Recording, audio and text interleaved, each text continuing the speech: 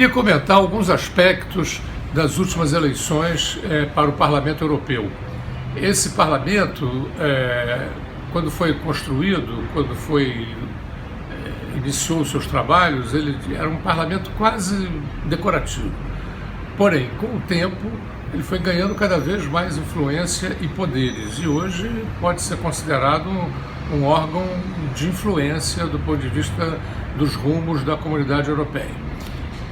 O primeiro aspecto que essas eleições me pareceram um aspecto muito positivo foi que, ao contrário da linha decrescente há décadas na Europa, não só as eleições europeias, como em cada Estado nacional, de modo geral, salvo exceções, há um declínio da participação no voto, porque a maioria dos Estados europeus não tem o voto como obrigatório. Por exemplo, a Bélgica, o voto é obrigatório, mas é uma exceção.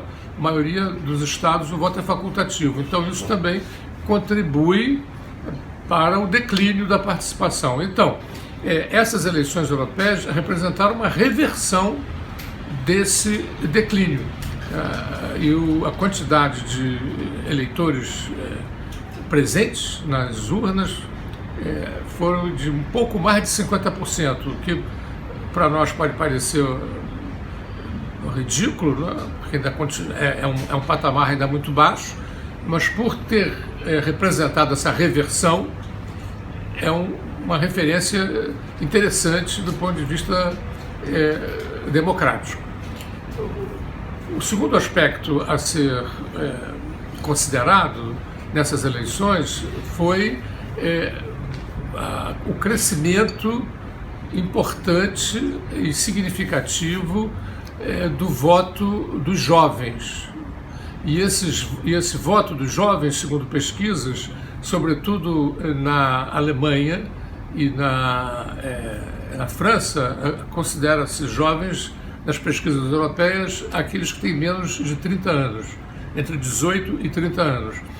E esses jovens foram, como nunca tinham ido ao voto, e sufragaram, para grande surpresa, os especialistas não imaginavam que isso pudesse acontecer, nem as pesquisas haviam captado isso, sufragaram o Partido Verde, em sua maioria, ou outras formações, como no caso da Espanha e Portugal, outras formações socialistas renovadas e que apareceram no cenário com propostas estimulantes.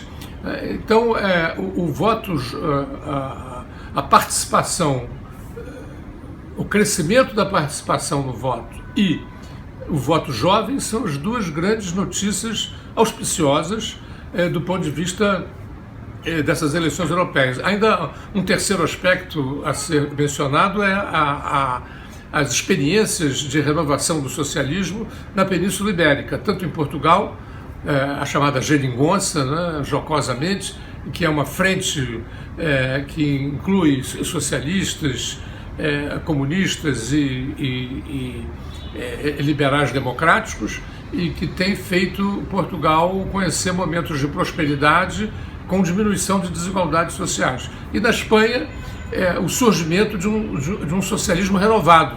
O Partido Socialista Espanhol estava muito caído em função das políticas de conciliação extremada, lideradas por Felipe González, o velho líder do Partido Socialista Operário Espanhol, e agora você tem um processo de renovação interna, com a queda de alguns caciques tradicionais, e o socialismo espanhol ressurge com força, e isso também é uma notícia auspiciosa.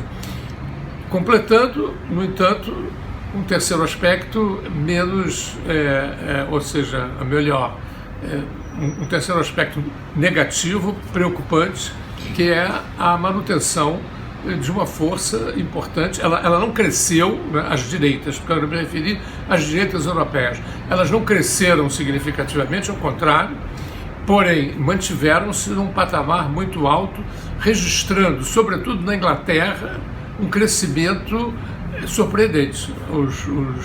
A extrema-direita na Inglaterra teve 37% de votos, e os trabalhistas caíram muito e estavam aparecendo como uma alternativa de esquerda interessante, ao domínio conservador.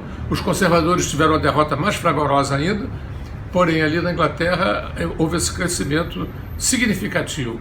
Na França, igualmente, o partido de extrema-direita teve o primeiro lugar, numa votação menor do que tinha tido nas eleições francesas anteriores, mas liderou os votos, a preferência das urnas, com uma pequena diferença em relação aos centristas liberais do atual presidente da França. Porém, é uma notícia preocupante isso, nas forças de esquerda, embora os verdes na França também tenham crescido significativamente. E se você considera a votação dos verdes e dos demais partidos ou tendências socialistas, você tem um pouco mais de 1/3 dos votos. Resta saber se essas esquerdas vão ser capazes de se unificar, de se aliar em torno de um programa que enfatize o caráter alternativo das esquerdas. Eu penso que, no cômputo geral, nós temos nós temos eleições. Esperava-se que as extremas direitas iriam crescer assustadoramente, não aconteceu, e os verdes surgiram com grande força. O voto jovem foi favorável às esquerdas, às forças progressistas.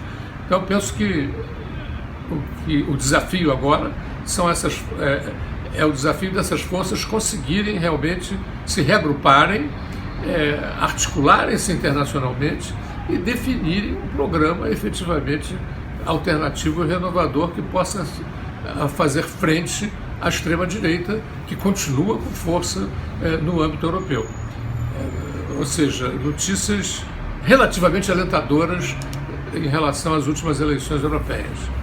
Fiquem espertos e não deixem de acompanhar as nossas emissões, e curtindo e tocando no sininho para se inscreverem, de sorte que vocês possam receber as notificações em relação às próximas emissões.